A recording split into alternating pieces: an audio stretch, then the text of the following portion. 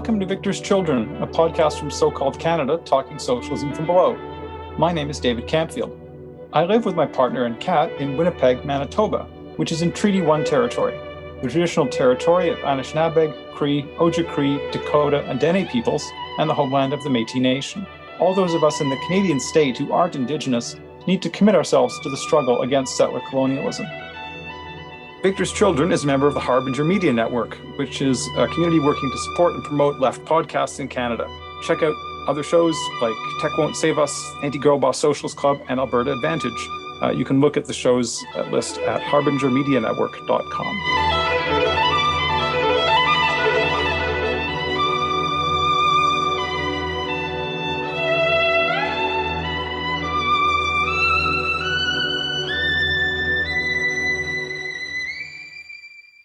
The recent U.S. Supreme Court ruling that overturned Roe v. Wade has rightly drawn more attention to the ability of people who can give birth to access abortion.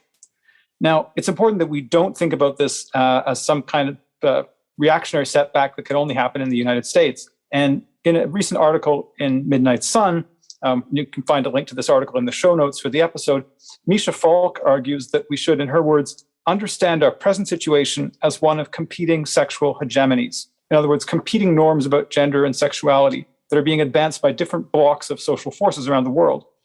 One is, in her words, a reactionary sexual hegemony that seeks the criminalization or outright elimination of all modes of being that conflict with the norms of the white, Christian, cis-heterosexual nuclear family, including access to abortion. Now, although there's some ruling class support for that in the US and to a lesser extent in the Canadian state, I think the leadership of the forces that are working to impose a reactionary sexual hegemony come mainly from very right-wing elements of the middle class, the same kind of people who now control the Republican Party in the US and who are the backbone of the People's Party in Canada, certainly with some influence in the Conservative Party as well. And the other rival project for sexual hegemony, which is supported by most of the ruling class in Canada and the US, is what Misha calls a liberal tolerance view that supports legal abortion and, in her words, LGBTQ ways of being that are protected through formal legal equality and hate crime laws. I think that in the next few years, we could well see growing support for reactionary politics of gender and sexuality, including moves to restrict abortion access in Canada, if its supporters are able to make the case that, as Misha puts it, all the suffering and uncertainty brought about by capitalist crisis, social division, and environmental collapse will go away if we simply return to more traditional categories of meaning. So I think this is a valuable time to look at the experience of organizing for reproductive justice in Canada in the 1980s, a movement that succeeded in striking down legal barriers to abortion access and then defeating an attempt by the Tory federal government to recriminalize abortion. And so I'm very happy on this episode of Victor's Children to be joined by Jocelyn Piercy, who wrote an excellent 2016 article called Canada, History and Strategies in the Fight for Reproductive Justice, which you can find linked in the show notes.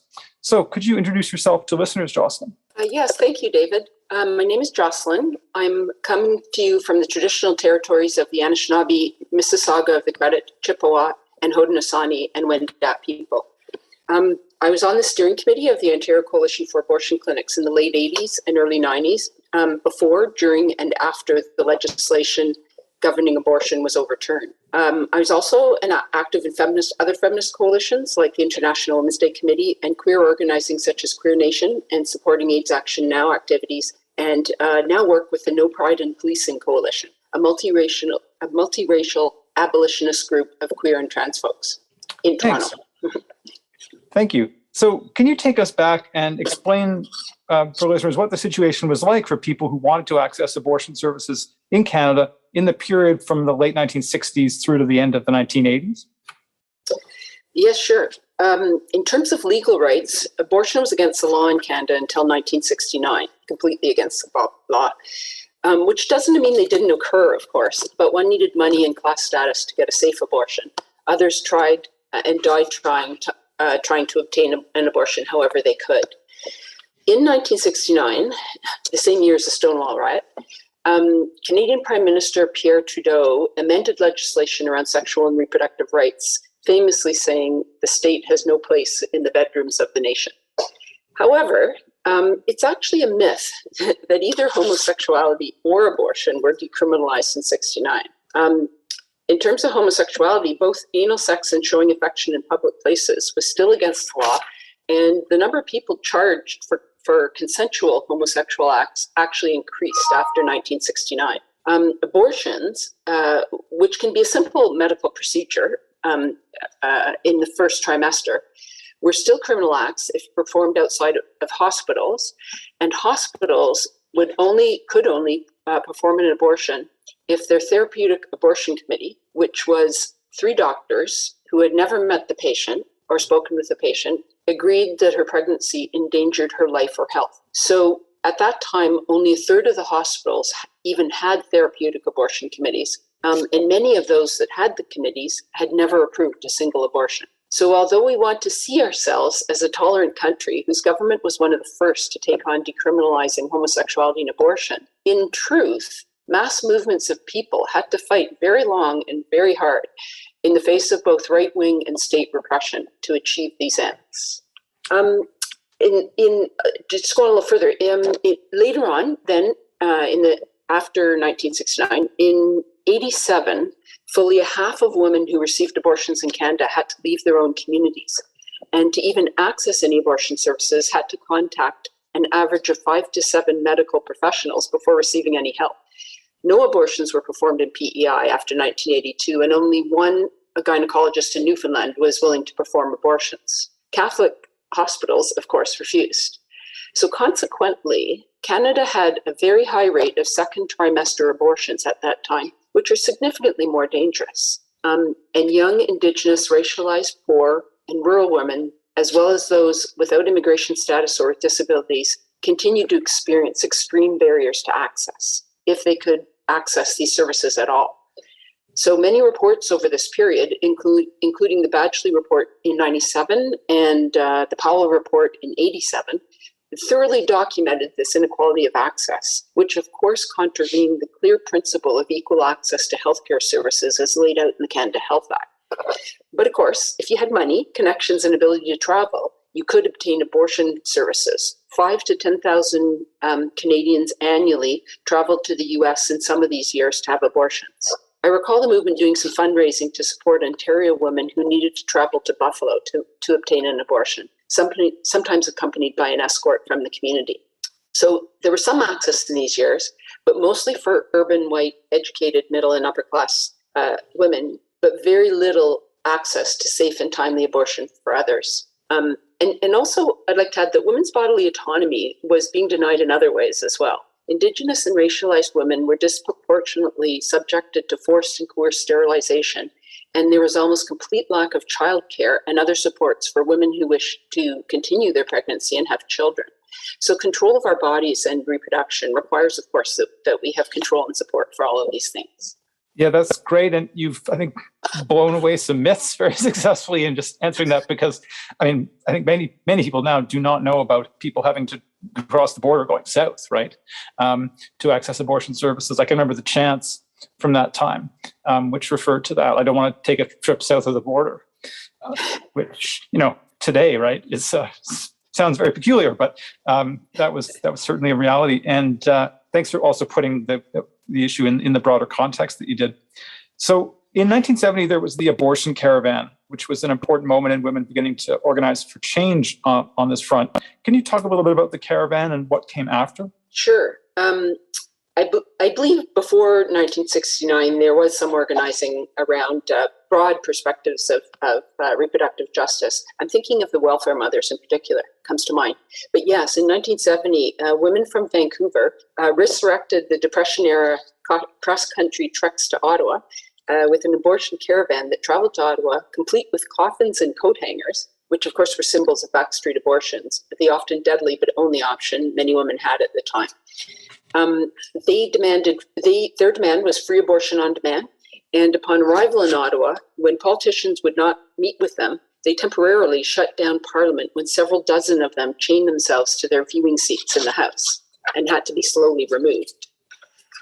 So that was in 1970, and then in 73, Henry Morgentaler started publicly performing abortions, and over the next 15 years, he was charged and acquitted by 4 different juries, 3 in Quebec, 1 in Ontario.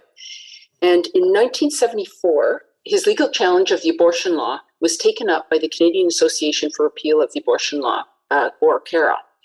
And CARA was formed by Norma Scarborough and others in Toronto, and incidentally included my mother in Ottawa, to protest the incarceration of Morgan Toller and abortion legislation under which he was prosecuted. They focused on the right to safe legal abortion as a human right and pursued a legal strategy to this end, organizing petitions, lobbying MPs, and working within structures set up by state lobbyists. So in my view, this strategy fails to address that rights are in name only for those without the material means to access those rights. And secondly, it places reproductive justice in a narrow framework of just abortion rights, which will only provide real control of one's body to mostly fairly rich, white, educated, middle-class women, i.e. those leading the movement at that time. And third, it leaves unchallenged the perceived neutral character of the state and its legal and medical institutions, along with policing and incarceration, that target and control the lives of particularly Black, Indigenous, racialized, and poor and unhoused women and trans folk. And I think thus, those who follow this sort of just narrow legal strategy do not see the need to build strong coalitions with others fighting repressive institutions and structures. Right. So, as you said, Chorale was a liberal feminist organization, but today, a lot of people who know something about this history that we're talking about don't realize that there were also socialist feminists and other feminists and socialists active around abortion and other issues of reproductive justice. And in Toronto, some of those people formed the Ontario Coalition for Abortion Clinics, or OCAC. Can you talk a little bit about OCAC and what its politics were like? Yes, absolutely. It was formed in 1982 by healthcare workers from the Birth Control and VD Information Centre, Immigrant Women's Health Centre, and Hassle-Free Health Clinic in Toronto, and other health workers. And they took the position that women's unequal place in society was enforced by state repression and policing of bodies, especially racialized and disenfranchised bodies. So we needed a strategy that went beyond repealing the law and gaining legal rights, which is, as I mentioned, are only really gained in principle this way by professional and ruling classes. So I think we took on three main strategies that emerged from this approach. The first is, rather than choice, and pro-choice as the movement was known, we moved towards access as a key demand. So we'd already fought the fight at this point that had shifted the framework. Pro-choice did shift the framework of public debate from when does life start to women's right to control our bodies. But still, choice is stripped clean of power relations and any understanding of the state and its institutions and how they assert control and crush any real choice for populations they target and marginalize. So we demanded three things under access.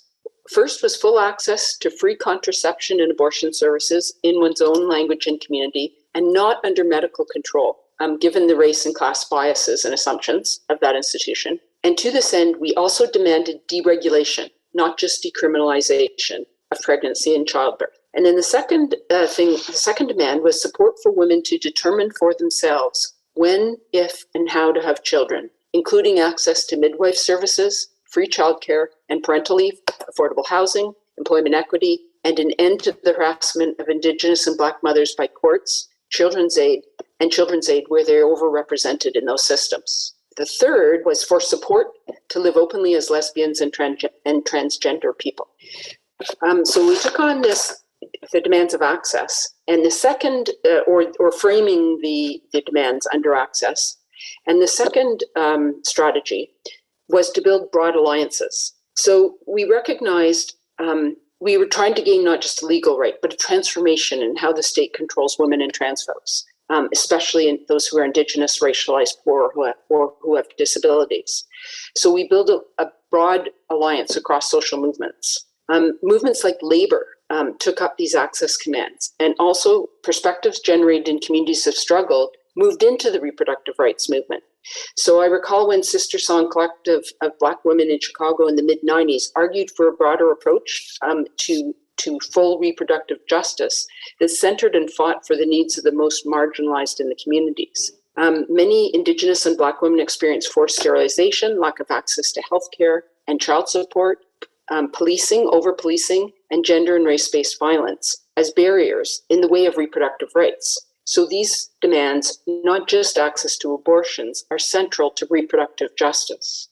In OCAC, we had heard this from women of color who we worked with in the International Women's Day Committee, and also learned how AIDS Action Now, for instance, put the needs of the most marginalized folks with HIV at the center of their demands, say, as opposed to the state, who centered the needs of not transmitting HIV to others. So building broad alliances was central to how we practiced.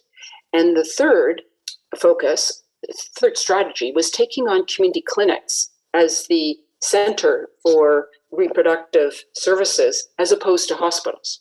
So we went on the offensive and directly challenged the way state-regulated institutions like hospitals controlled healthcare and regulated different women's access to it.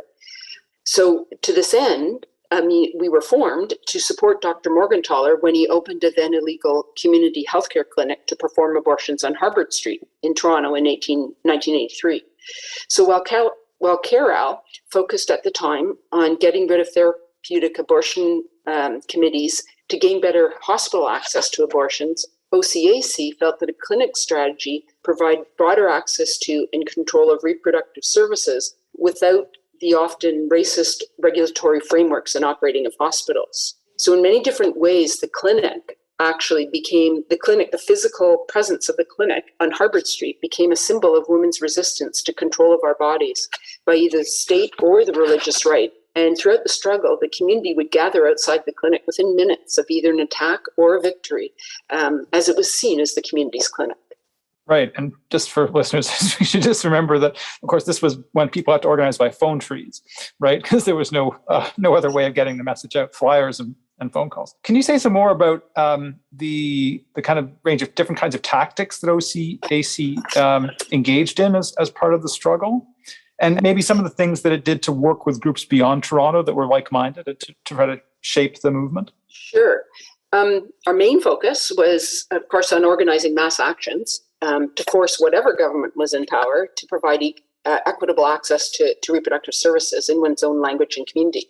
But we also opposed any right-wing racist and homophobic anti-choice activity, such as in 1992 when OCAC, AIDS Action Now, and Queer Nation teamed up to oppose the anti-choice, anti-homosexuality rhetoric of Cardinal Carter and Reverend Ken Campbell.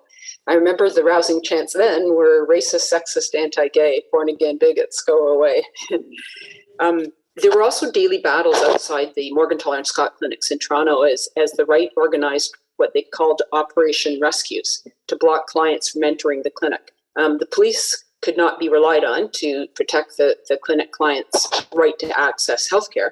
So we took up to waking up at dawn to occupy the steps and front entrance of the clinic, of any of the clinics under attack before the anti-choice showed up. We had phone trees, that's right, that could get people out to the clinic within minutes from the community. And we're quite successful in doing this and keeping the clinics open. The anti-choice, I recall, named us the lipstick lesbians of the lavender left, which we of course got printed on buttons and wore proudly.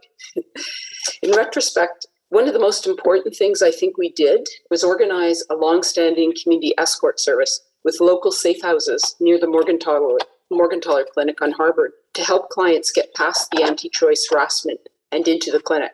This operated every day the clinic was open, which with much community support.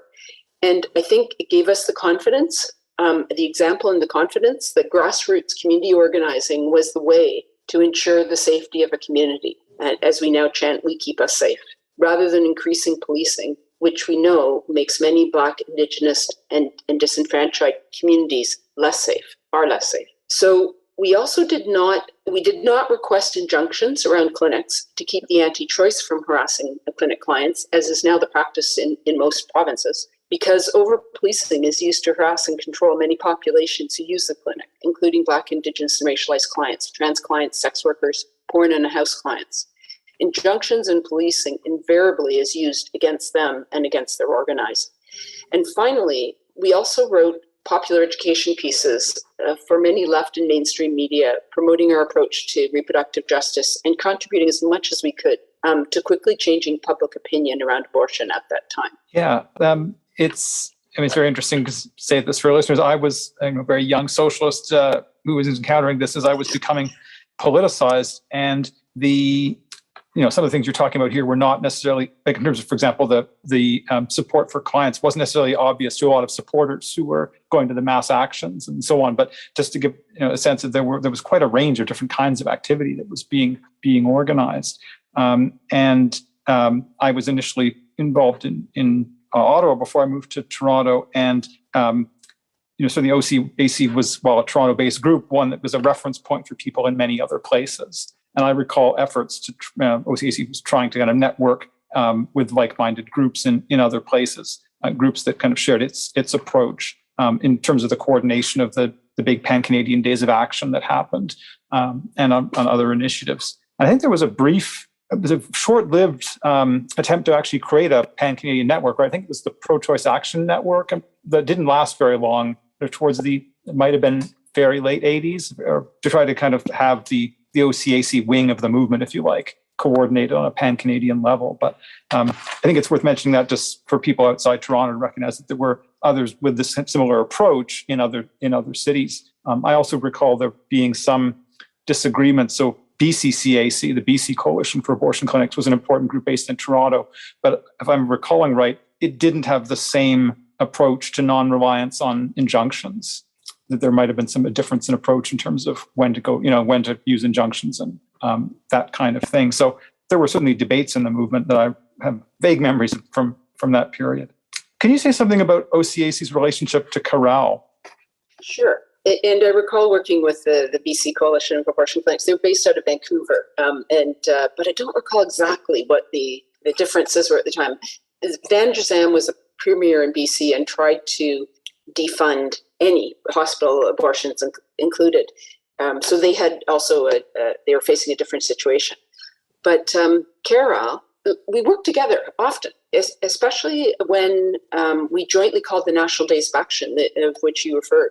Carol had chapters across the country, and during those actions, OCAC and the BC Coalition of Abortion Clinics organized the big city actions, the biggest actions, but the smaller Carol chapters also organized actions across the country, and I think they were very well received.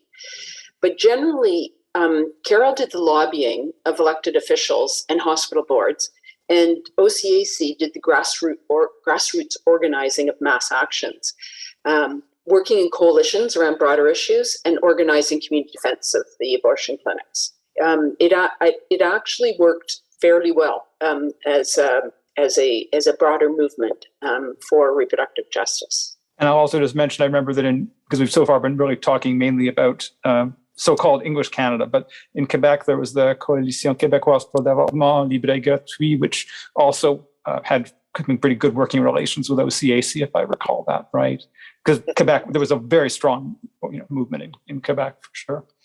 And then you mentioned, it's worth mentioning that there was a group in Toronto who had members active in OCAC, which was called Toronto Socialist Feminist Action, or TSFA.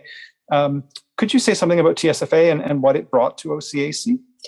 Sure. TSFA members, TSFA was made up of many OCAC members, but it was along with others who worked in many different organizations, such as the Canadian Organization for Rights of Prostitutes, some labor organizations and others. And they brought the related struggles against criminalization to our organizing.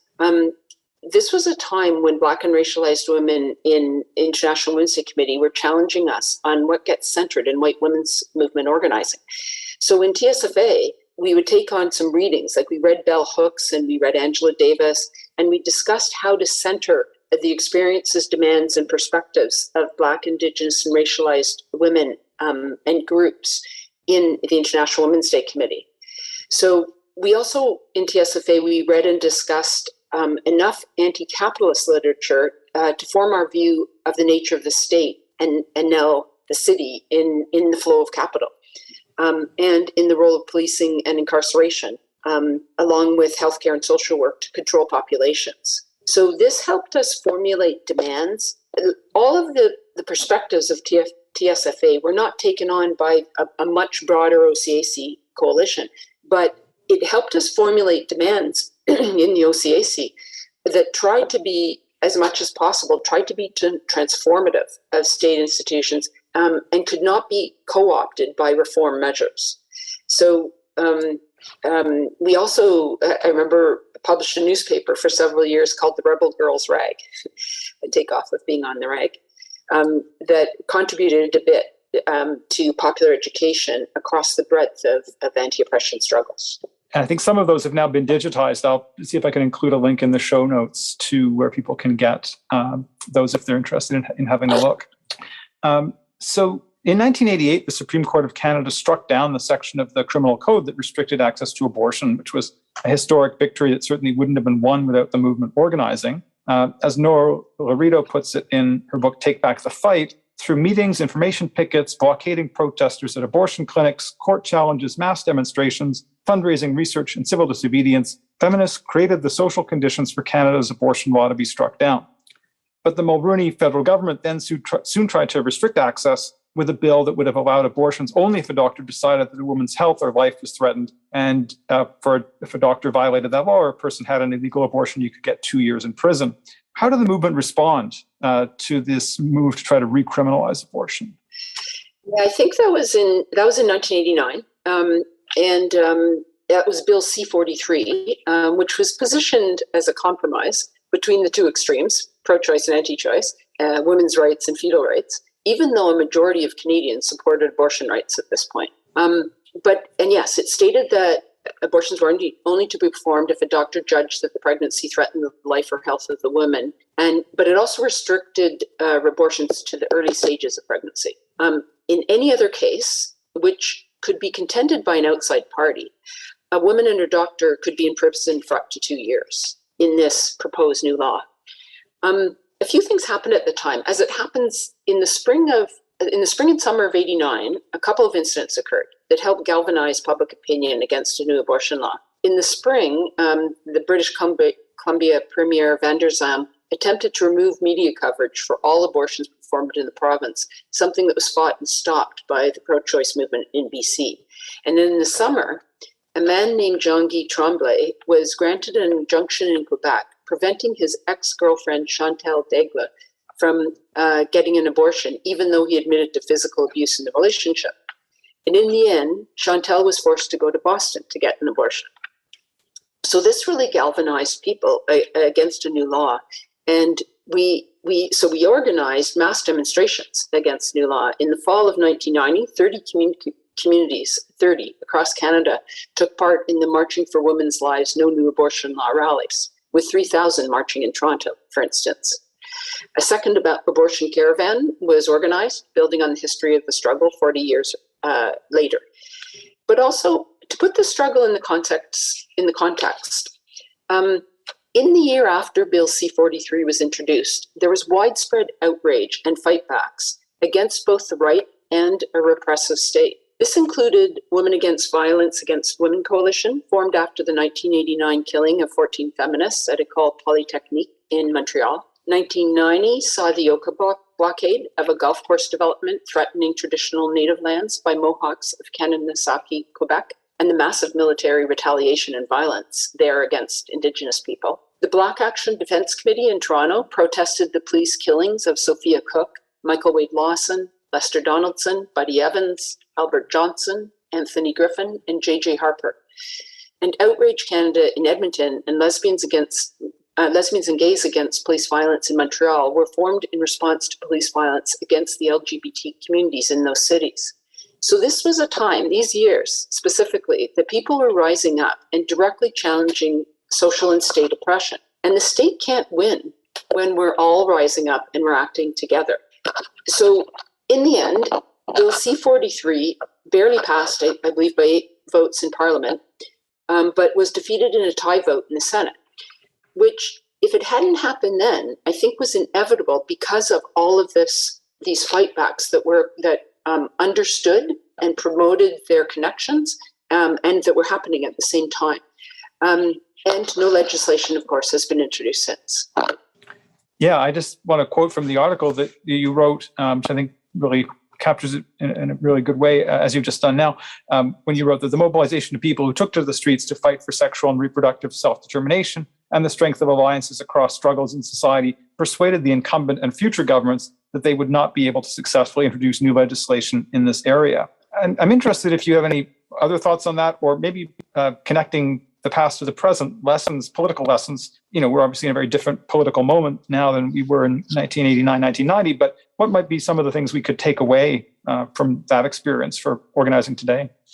Yeah. Well, I think the strength of the fight backs just described, as well as the breadth of support for reproductive justice we built across movements, eventually convinced the state they could not win this battle. OCAC's campaigns for reproductive justice were taken up broadly. When the new law was tabled in '89, even mainstream organizations opposed it, such as the Canadian Labour Congress, National Organization of Immigrant Visible Minority Women, the National Action Committee on the Status of Women, Planned Parenthood supported it, the Canadian Federation of Students, New Democratic Party, and even the Canadian Medical Association. They all opposed the new law. So conservative governments like that later of Stephen Harper, with many, if not a majority of MPs anti-choice, they could not put forward any major or allow any major abortion legislation to be put forward, although there were attempts to get it in the back door, for fear of reigniting a very broad and highly organized movement that they knew would be out in the streets again if reproductive or sexual rights were under attack. And what's more, the movement is now demanding land back to Indigenous folks, defunding police, drastic action on climate change, decriminalization of sex work, healthcare for trans folk, justice for workers, and more. We understand that these struggles are connected. Although we have much further to go to achieve full access to abortion rights across everywhere in Canada and to transform repressive state institutions, kicking abortion out of the criminal code and keeping it out proved what we can achieve if we understand the connections between our struggles and we work together to overturn oppression. Great. Anything else that you'd like to add? I think it's really important to have a win through broad organizing, through connection of struggles. And I think it is only going to be one of many. Right. Okay. Well, thank you so much. Cheers.